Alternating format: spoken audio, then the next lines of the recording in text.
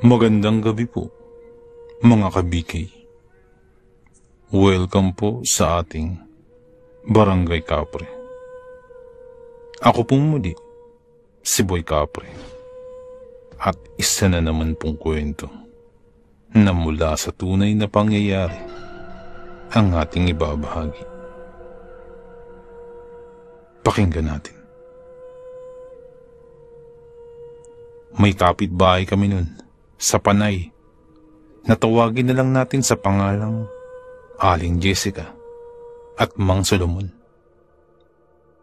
Bali mag-asawa sila na magtatatlong taon pa lamang sa lugar namin.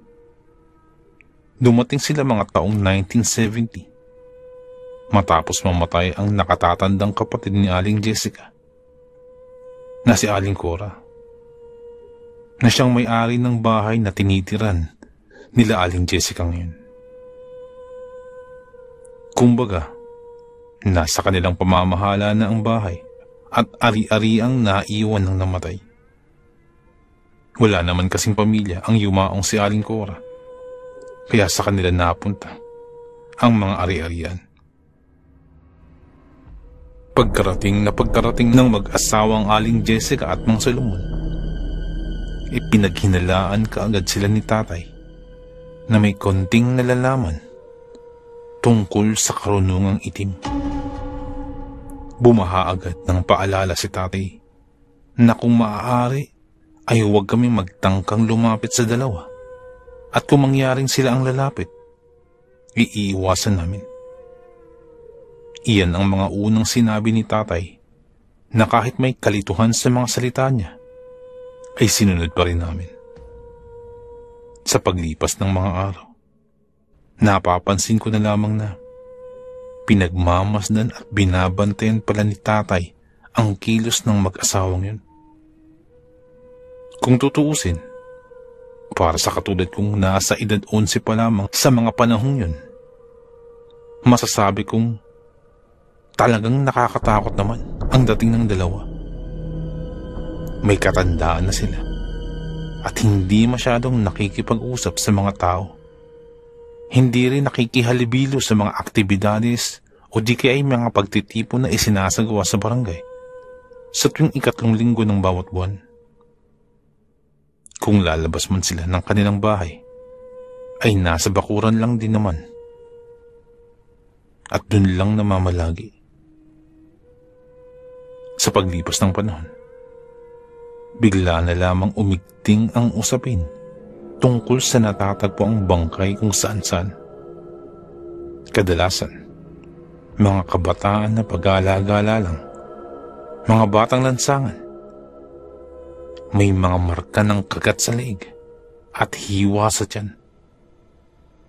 Ayon naman sa ulat ng awtoridad sa amin, matapos silang masuri ang bangkay, wala na itong mga laman loob pa. Marami rin ang dugong nawala sa katawan. Kasabay nun ay ang pag-usbungan ng mga samot-saring konklusyon mula sa mga tao. May nagsabing nagsigalawan na naman ang mga sindikato. May nagsabi rin kagagawan ng mga lasenggo at nakursunadahan lamang ang mga biktima. May nagsabi namang gawa ayon ng mga taong lulong sa ipinagbabawal na gamot. At para naman kay tatay, wala sa mga nabanggit ang dahilan ng krimeng yun. Dahil para sa kanya, kagagawa nito ng isang hindi ordinaryong nilalang na kung tawagin niya ay aswang. Makalipas ang 1 linggo, mula sa mismong araw na yun, mas naging doble ang bilang ng mga biktima. Noong nakarang linggo, 3 batang kalye ang naging biktima. At sa sumunod na linggo, naging 6 na ito. 3 batang babae na nasa edad 5 hanggang 8. 3 batang lalaki nasa edad 6 hanggang 9 anyos. Pare-parehong walang mga magulang. Sa nangyaring ito, masasabi kong Iyon na ang pinakaseryosong usapin ng lipunan para kay tatay. Mas naging mapagmatsyag na siya sa paligid at sumasama sa pagroronda ng mga nakatalagang kalalakihan sa aming lugar.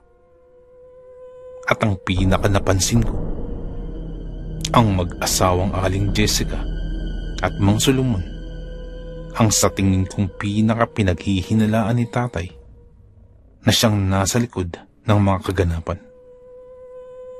May pagkakataon pa nga na halos pagdiskitahan na ni tatay si Mang Solomon nang minsang mapadaan siya sa mismong bakuran ng huli. Subalit dahil sa hindi pala salita si Mang Solomon, nauuwi lang sa wala ang pinaggagawa ni tatay.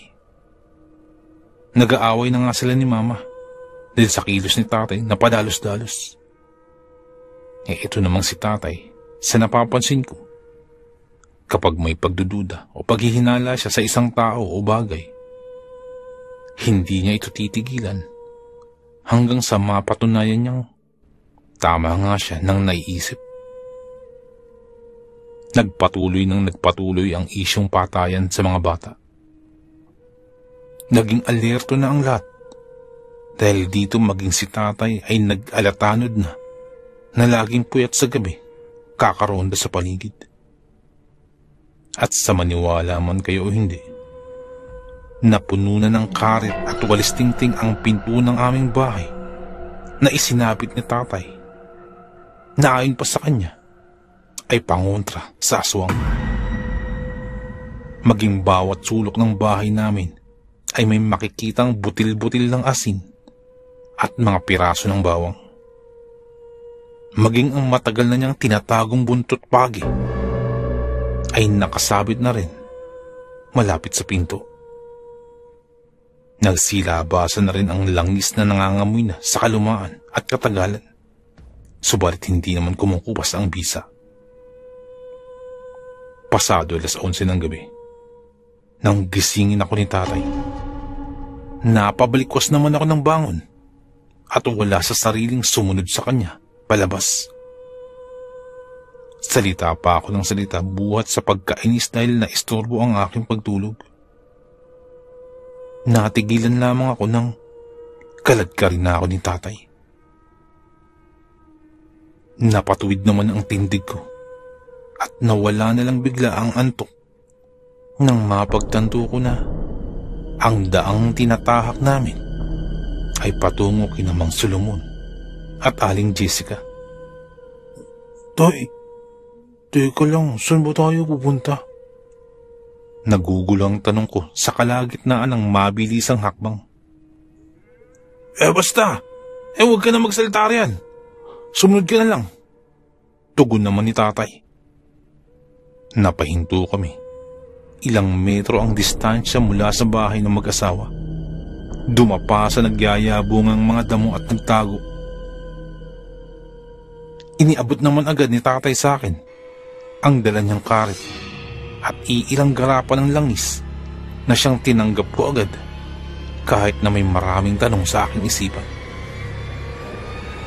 Sa puntong yun, dama ko na rin ang kakaibang hatid ng panahon.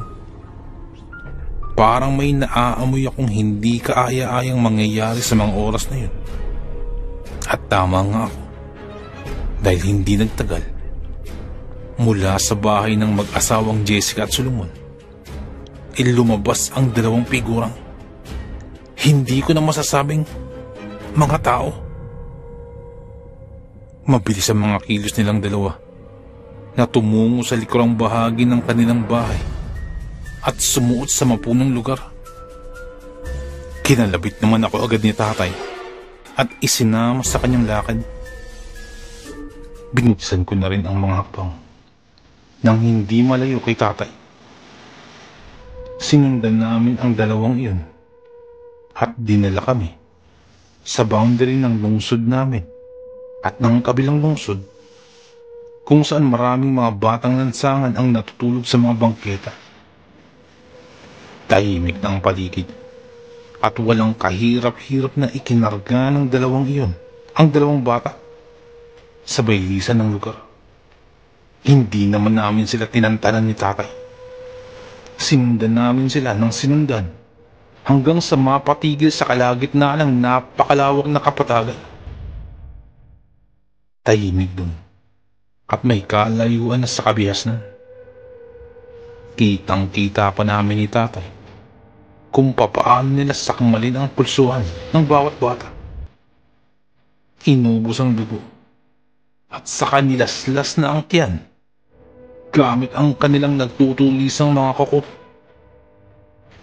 Habang abalang-abala ang dalawang nilalang sa kanilang trabaho, pareho naman kaming natitigilan ni tatay sa aming pinagtataguan. Katulad ko, hindi rin makapaniwala si tatay sa nakikita. Nang matapos ang dalawang nilalang, walang salisalitang iniwanan nilang nakahandusay ang katawan ng mga biktima. Doon lang kami nakakilos ni tatay. Dahan-dahan naming nilapitan ang mga katawan at nawalan na nga ito ng mga buhay. Hinatak na rin ako ni tatay at mabilis namang binagtas ang daan pabalik.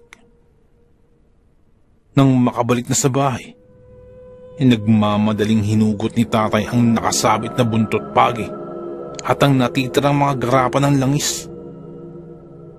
Nagmarcha siya palabas ng bahay at ginising ang mga tropa niya na sina Mang Isko at Mang Ismail.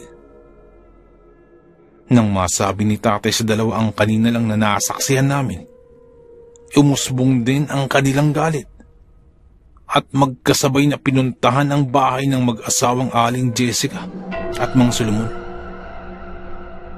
Saganang kanila pa, naghinala na rin sila sa mag-asawa niyo noon pa man. Halata naman daw kasi sa mga kilos at galaw nila. Bago sila tuluyang makalapit sa bahay ng mag-asawa, ginising na rin nila ang iba pa naming kapitbahay at isiniwalat ang katotohanang tinatago ng mga ito. Sabay-sabay na silang sumugod dun. Hindi naman kami nagpahuli ni mama, pati na ang dalawa ko pang kapatid. Sumunod na rin kami. Nagkukumpulan na ang mga tao sa harapan ng bahay ni na Aling Jessica at Mang Solomon. At pasigaw na tinawag ni Mang Isko ang dalawa. Subalit nakailang tawag na siya ay hindi pa rin lumalabas. Kita naman na nasa loob lang sila dahil napasilip pa si Mang Solomon at agad na nagsarado ng bintana. Bistado na kayo! Lumabas kayo riyan! At pag-usapan natin ang mga kawalang hiyan ninyong mag-asawa! Sigaw pa ni Mang Ismail. Pati mga taong bayan ay nagsisigawan na rin upang lumabas sila. Hindi nagtagal, lumabas si Mang Solomon na may nakakaawang muka. Hindi naman kayo ang inagrabyado namin. Kung maaari ay wag na ninyo kaming guluhin. Mga batang walang pamilya naman yun, kaya... Hindi pa pinatapos ni tatay si Mang Solomon sa pagsasalita at sumabat na agad si tatay. Mga walang kaluluwa! Wala na nga pamilya! Pinatay niyo pa! Kung kayo kaya tapusin namin! Pananakot ni tatay na iwinasiwas pa sa hangin ang daladalang karat. Napatras naman si Mang Solomon at bakas sa pagmumuka ang takot. Ilang sandali, lumabas na rin si Aling Jessica at nagmakaawa katulad ng asawa niya. Hindi na namin pa pinakinggan ang kanilang mga salita. Walang sabi-sabing giniba ni na tatay ang bakod ng kanilang tahanan at sinugod ang dalaw. Hindi na nakapalat pa ang mag-asawa sa dami ng bilang ng sumugod. Dinakip agad nila tatay ang dalawa. Tinalian at pinugbog ng todo. Noong una ay pinakitaan pa ni Aling Jessica ng kanyang kabangisan sina tatay. Pero hindi rin ito umubra nang hampasin ng kawayan ang likod ng kanyang liig. nawalan ito ng malay. Si Mang Solomon naman, na hindi na maituwid ang tingin, nakatungo na lamang at halos humalik na sa lupa.